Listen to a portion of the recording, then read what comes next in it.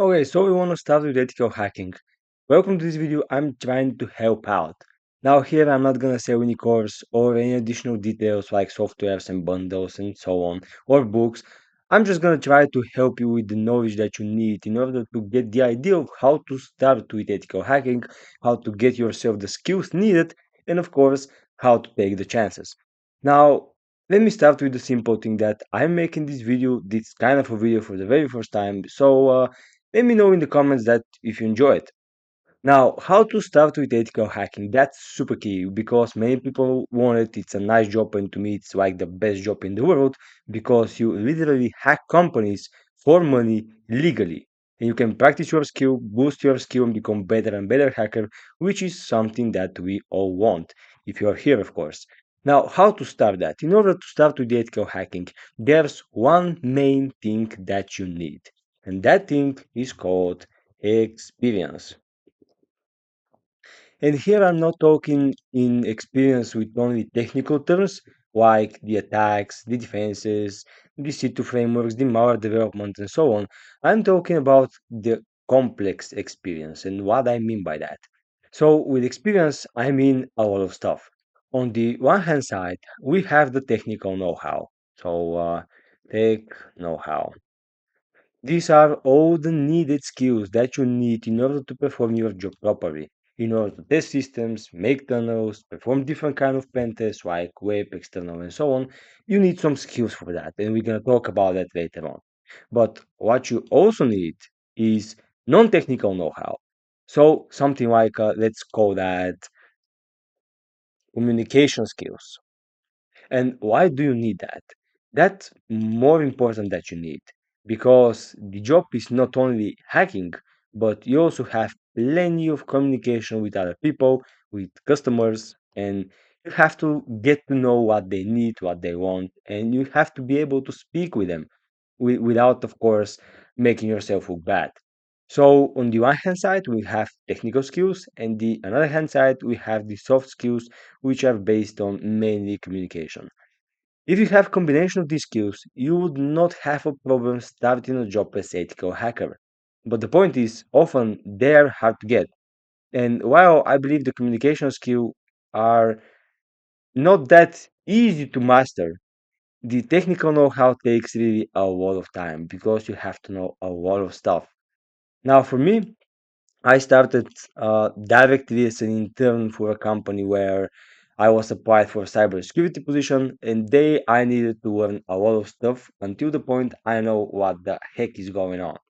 And when it comes to cybersecurity and ethical hacking, I see all of the guys are coming in with some kind of a background. It can be either be, let's say, system administrative background. It can be also be development background, and then you try to move on into cybersecurity.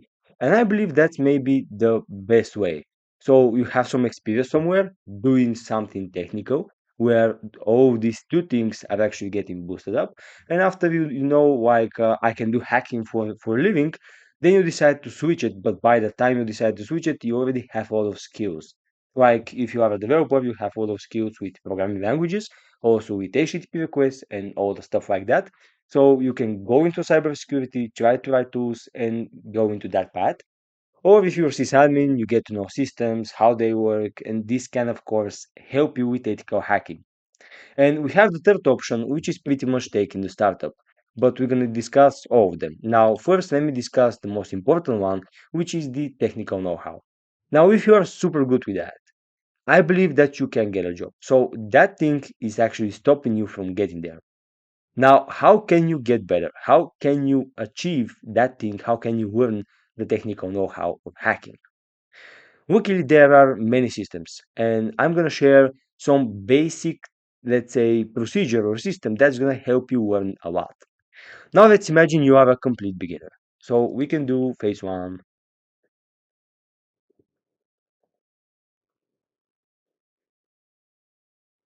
beginner. All right. So let's imagine the first phase, you are here. If you are a complete beginner, maybe the videos you find on my YouTube channel, you cannot just get them, you cannot just understand them because sometimes the complex are for the more advanced guys. But if you are a complete beginner, I highly encourage you to start reading books, and to start practicing Try Hack Me. Now, why Try Hack Me is good? Try Hack Me is good because they have a comprehensive guide of the path you're trying to learn. So you go there, that's a platform for ethical hacking, I'm sure you know it.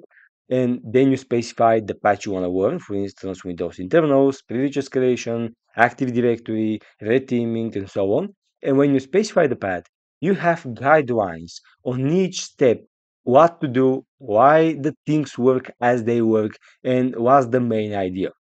So as a complete beginner, I highly recommend you to first try Hack Me with the most basic paths. You can try with the free ones, but I highly encourage to pay. It's not sponsored by any kind, but I feel that it can really help the beginners to get more idea on of what's going on under the cybersecurity.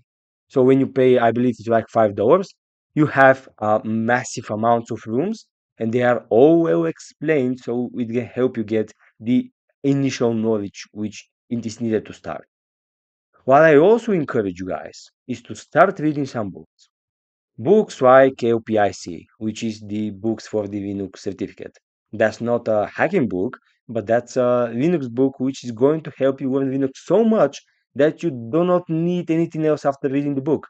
So when you complete it, you are completely fine with your Linux skills. There are also books like Windows internals, which are, I believe, more advanced, but you can also start with books like Hacker's Playbook. And also, if you are into, let's say, development from a early stage in your career, you can also go for things like Black Hat Python, Black Hat Bash, and stuff like that. So the very first phase to begin your cybersecurity journey, it is to get enough technical experience.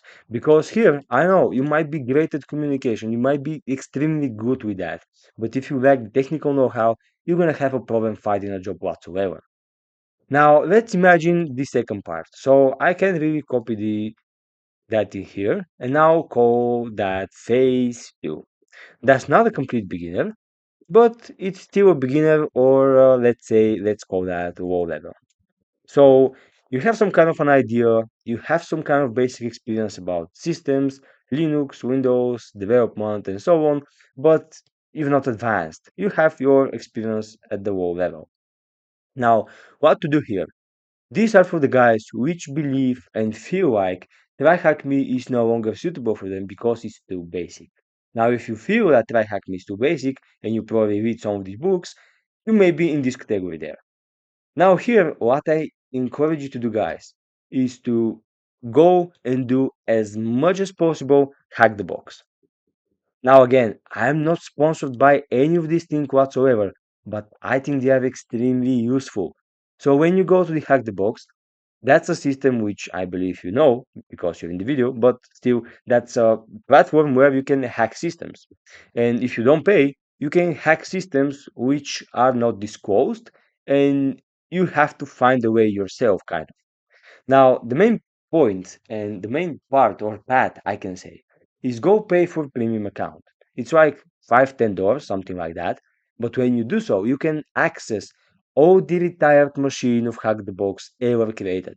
And trust me, there are a lot. When you do so, you can engage with the machine of your choice. And the good part is that for each retired machine, there are plenty of write-ups as well as plenty of videos, including deep tech channels, so shout out to this amazing work. And what I highly encourage you guys to do is to try out the retired machine. Let's say start with the walls, then proceed to mediums. And as soon as you get lost, but really get lost, not like for 2 minutes, but for like 2 hours, even a day. When you're really lost, then you can go back, watch a write up, watch a video on YouTube on how to proceed to the next step, pause it, and try again. So it's not like when you get stuck, see the whole video of the whole machine and then just repeat it and get the flags. No, I'm talking about when you get stuck, see the write-up or the video for the point where you are stuck. And after you see the point, stop the video, stop the write-up, and move on yourself. So you have to be patient with that. And you have to control your patience because here you're gonna have write-up on the one hand side, and you can say like, all right, I can see the write-up, I can go do the box, and I can learn that way. And Yes, you can, but it will be best if you don't do that. So always try your best. Always try to compromise the machines at your best. And if you are really stuck, let's say a day of trying or even hours of trying, then peak it was the temporal solution for the next step. Stop and try again. This process is gonna feel painful at first, but trust me, if you do that enough time, you'll be so higher with the technical know-how that I believe with let's say 20, 30, or even more machines, you can apply for junior positions because Hack the Box are really good at displaying, let's say, different qualities in their machines. So you need to have specific skills that you know how to compromise them. And if you have like 20 or 30 machines, you can already start applying for jobs only from Hack the Box. And also, as a quick note or a tip, I can say is always do some kind of a portfolio. And what I mean by portfolio is something that you enjoy doing. It can be a YouTube video, it can be a write-up, it can be a book. It does not really matter. But the portfolio is super helpful. It's super helpful because first you're gonna learn so much by doing a portfolio.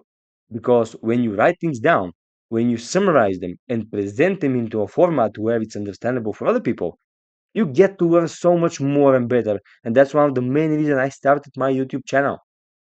Also, when you have the portfolio and you apply for jobs and you present the portfolio, you have plus points based on that. So don't underestimate it. And as soon as you do some kind of work, if you script something, if you do any kind of machine, make sure to note it somewhere so it's publicly visible. That's gonna give you so much you have no idea. And then, of course, we have the part three, which is the actually I can paste it here actually. Yeah, and let's call that phase three, medium level. And now from the medium level, how do you learn? Now here you already can apply for jobs, start for some junior position and so on. But how do you keep your know-how? How do you still learn and what to do? Now, because keep in mind that in the ethical hacking world, there's no stopping for the learning process. So pretty much what that means is even though I've spent like 6 years doing that, I still have to learn a lot of stuff because I still don't know a lot of stuff. I still have gaps and so on, and there's always going to be someone better. So the learning never stops. On the first hand side, when you apply for a job, the most experience you can get is by actually doing the work. That's paradoxical because you need experience to start the work, but as soon as you start the work, you're gonna get the most experience out of it. So as soon as you get to practice, you see that some things that they are not like the CTFs. There are exploits with vulnerabilities and stuff like that that you're not gonna see in Hack the Box or you're gonna see in some edge cases. But there are things like password spray where you can see pretty much every engagement. And then you have to tweak about and distinguish between the CTF-ish part of the thing and the real part of the thing. And then you can try to actually proceed to some kind of courses. Let's say get your OSCP, get your OSEP, get any course that you desire, CRTO, CRT, they're all really great. Again, I'm not sponsored by any of the organizations behind. But here on the one hand side, you can get the most experience by doing the work. On the one hand side, you can get the experience by doing hack the boxes as well. And you can also get experience from doing different courses and labs.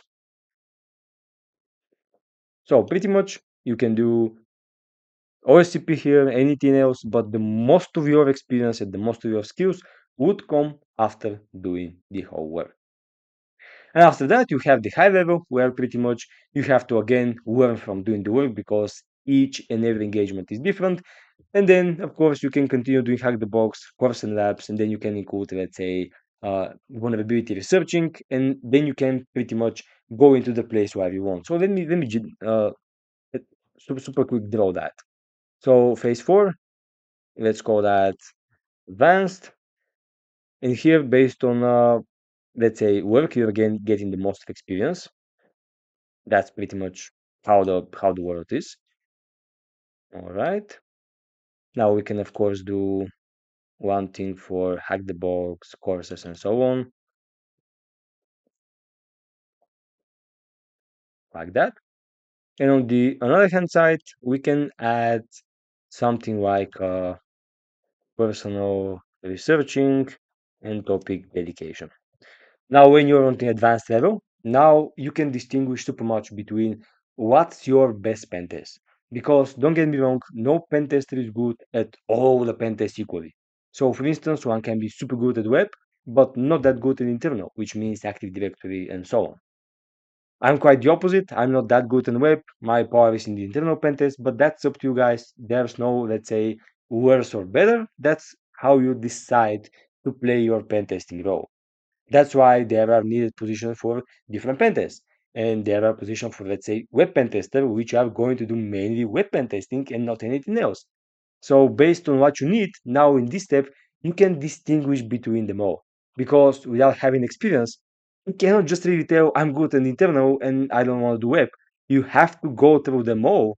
That's why hack the box and the work is so important. And after you have enough experience doing all kind of pen tests, internal, external, web, social engineering, so on and so on, and there are different kind of pen tests, then you can distinguish between, okay, now I'm good at doing internal. I want to specialize in that. And when you decide where to specialize, now you can start to do some kind of internal researching and go into different directions. For instance, you enjoy writing malware. Go. Super, super. Now you want to go into the malware development path as well as internal path and so on because they are chained together. You want to hack web applications. That's super nice. You can go into the developing exploit part or coding some C Sharp, Java, and so on. Try to break the systems and try to find exploits or write exploits over the web applications. But my point is that when you have reached the advanced level here, just then you can distinguish between the different kinds of pen tests, and just then you can distinguish of what you want. Because yeah, you might think you want something. I get it. You might think you want to do something, but as soon as you get it and do the work, you can see like it's not for me. So as soon as you get to the point, now you can decide, I want to do malware development in internal pen tests. I want to be better in that specific field. And I can do web apps and all kind of other pen tests, but I want to be best at that. And that's how you decide what course to pick next, what training to pick next, what lab to pick next, and pretty much in what direction you want to develop and so on. Now, let's talk about something else super important, and that's how to engage and start with the work. So, how to start? We have actually, let me do a text here,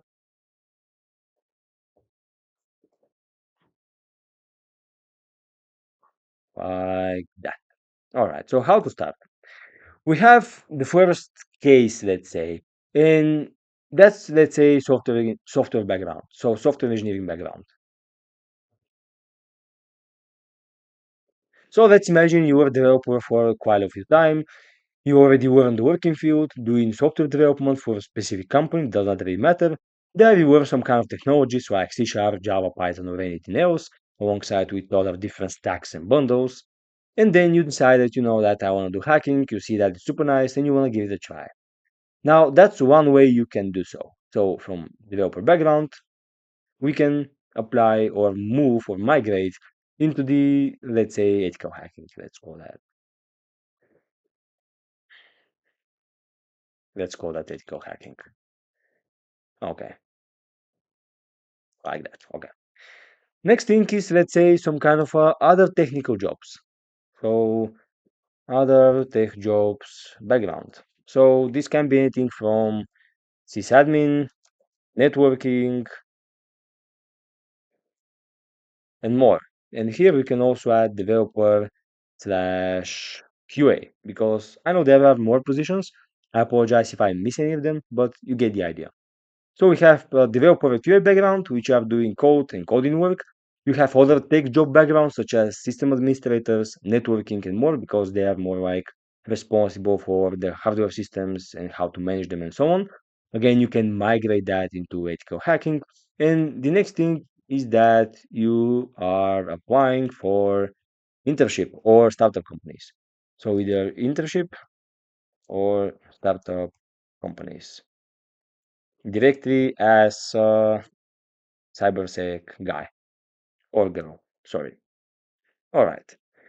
So on the one hand side, if we don't have experience in both of the things, so we are not developer, we are not a sysadmin and so on, we can apply for internships where they offer us, let's say, paid program or not paid training and so on. And keep in mind that if they offer you a chance without so much money or without money at all, accept it because the experience is worth more than the money. Now, as mentioned, one more thing is using companies that are, let's say, startup companies, and you can apply there as an intern start and as an sorry, as an internship, so you can prove yourself how quick you can learn and how quick you can get into the things. That's one way of doing so. And we have the pretty much last way. I know there can be more, but these are all the generic. And here you gained enough experience for junior. So on the one hand side, you can directly apply as an internship, as a training in a startup company, or any other training that offers such kind of trainings. And on the one hand side, you can directly apply for junior positions if you experienced enough from the medium or low level. So if you are doing that, starting to read books about Windows, starting to read books about Linux, starting to read hacker books, see what the hacking tools are about, trying them on in your environment, then proceeding forward, trying some hack the box machines, compromising them in a long period of time, so get like 20 or 30 machines, you're gonna eventually get enough experience to apply for junior positions. So pretty much these are the ways on how you can engage with the, let's say, the job. And I believe for me it worked this one there because I applied for an internship on a startup company. It worked quite nice. I needed like 2 or 3 years to understand the basic behind the things, behind the HTTP, behind the sysadmin stuff, and so on, because I want to say something super important, and that is the following. So if that's ethical hacking, it's not only ethical hacking. In order to be, I want to get that clear, guys, because it's super important. In order to be good at ethical hacking, you have to be good at a lot more things. And one of the things is system administration. All right. So this should be Linux plus Windows. So first, you have to be good at administration of the Linux and Windows systems. You have to know how they work because if you don't know how they work, how are you going to set up a VM? How are you going to work with the Linux environment? How you can do privilege escalation? How you can shoot exploits which are specific for the different system? That's because you need Linux and Windows. And when I was referring to the try-hack meeting here, the beginning one, I encourage you to go over each of the paths for Linux, for Windows administration, for Windows internals, for Active Directory, and all the stuff that's gonna help you learn how this thing actually work. So don't directly jump into hacking. And that's why it's so difficult because guys see like ethical hacking and are like, I wanna go there. But as soon as they see the needed things to start, they quit. So be patient and make sure to learn the foundation because with strong foundation you can build a huge fortress. Now with that, we need to have networking skills. And we must not we have to, we must have networking skills. There is no single ethical hacker without the networking skills. How are we gonna do a tunnel into a network? How are you gonna create your environment to receive incoming authentication? How are you gonna create a phishing environment? How are you gonna create a red teaming infrastructure? How do you manage these things? You cannot manage these things without a solid networking foundation. You have to know how the networkings are working. You have to know how to set up a network, how to use a redirector, web servers, and all the stuff like that. So it's super important. You have no idea how important that is. Then we have another thing, which is software development, right here. That's because everything in our world is coding. You have exploits, which are code. You have the vulnerabilities, which are pretty much code, which is vulnerable. But the whole vulnerability, unless it's like a phishing campaign, it's in the code itself. It's in a software, it's in a package or any kind of plugin.